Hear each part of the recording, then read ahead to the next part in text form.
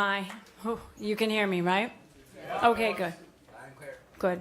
Okay, so this first, I'm going to start with a little quote which made me cry, and it's from a great book by Kate DiCamillo, and it's called The Miraculous Journey of Edward Tulane, which is, you read that and you'll just cry and cry. And I read that out loud to the boys. We read about every night until they were about 11 and 13, just because we liked to do it. So the heart breaks and lives by breaking. It is necessary to go through dark and deeper dark and not to turn. So that's just basically the big idea of that is, you just gotta go through it. Excuse me. In our shock, walking to get breakfast the morning after Gus died, Oscar and I tried to make each other feel like we were going to be okay without him. We hadn't really slept, but it was a sunny day, and we knew we needed to get out of the house and into the world for comfort. One of the things Oscar said to me was, "Mama, just think of what he accomplished in barely 21 years. He traveled to Russia, England, Belgium, France, and El Paso. I will probably never go to El Paso in my entire life." I mean, most people never get to do in their entire lifetime what Gus did in just 21 years. Many people have said these same words, more or less, to me over the past couple of weeks. Gus did it. He lived his own life on his own terms. He was a stubborn, driven, talented, crafty, observant, and tender young man. Gus was also vulnerable. He hurt terribly when his friends' parents said he was no longer welcome in their homes, once he had stopped performing well in school and had stopped playing sports. Long before that, though, Gus understood that many good people suffered injustice because of what they looked like or how much money they had. He saw how the cool kids who lived in the fancy neighborhoods looked down on his friends who lived in the projects and looked down on his own family who lived in an apartment and drove an old Nissan. Gus got fed up with that world. He rejected it, and he rejected being molded into a box. Probably Emma, Ian, and Carmelo know more about why he began to feel that way. When he locked himself in the garage and got his first tattoo, he began to make his rejection of the box public. He dared the world. That's when some of his friends' parents told their sons and daughters they didn't want him to hang around with Gus. He cried when he told me about that. That's when the adults at the high school began to look at him askance. He set his jaw when he told me about that. With a keen eye for injustice, Gus raised the ante. He added to his tattoo. He pierced various parts of his face: his ears, nose, lip, eyebrow. The more tattoos and piercings he got, the more he was treated like an outsider. And the more of an outsider he became. Being an outsider, a reject, hurt him.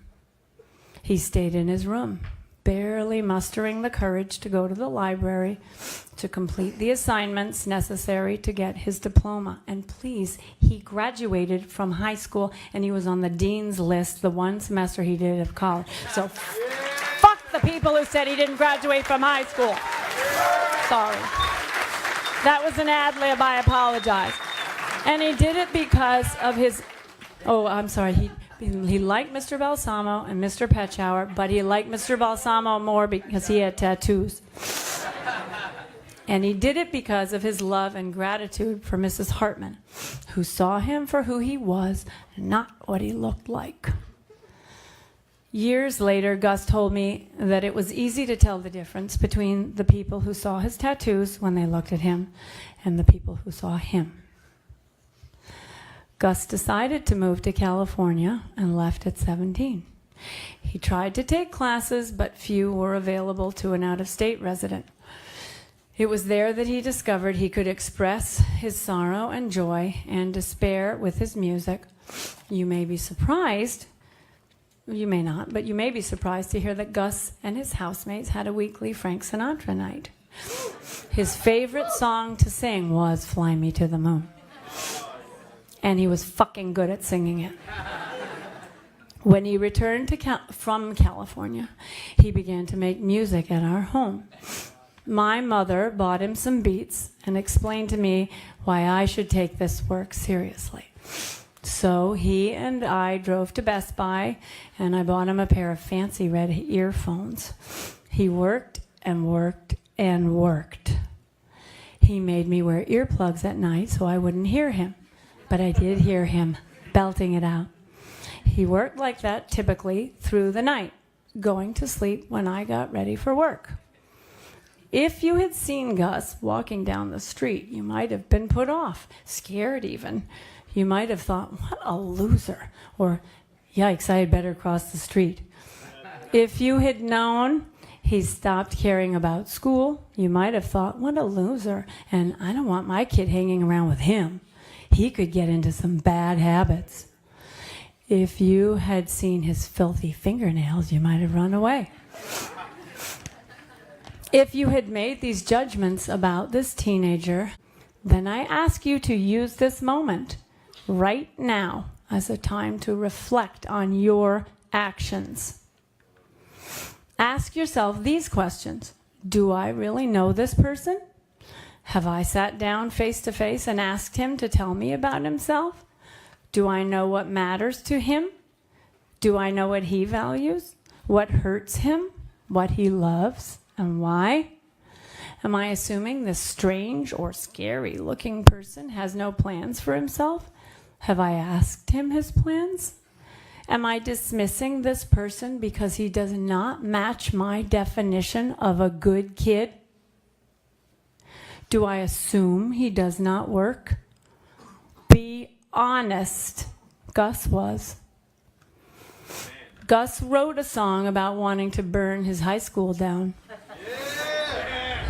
He didn't like most of the adults there. He despised the social scene. I say most of the adults. Most, not all. Must everyone fit into the box? Why must we have a box? Who is this box for? Can we reinvent ourselves? Gus has left us with so much to think about and learn from. I want to thank you all for coming here today. Please do not make assumptions about people or events in ignorance. Do you understand what I'm saying? Try to step outside of your own box and open your mind to new ideas. My sweet little peeper is gone now, but he has surely left us a lot of wonderful material to review and consider. He has left me with new people to know. I am so proud of him. You have no idea.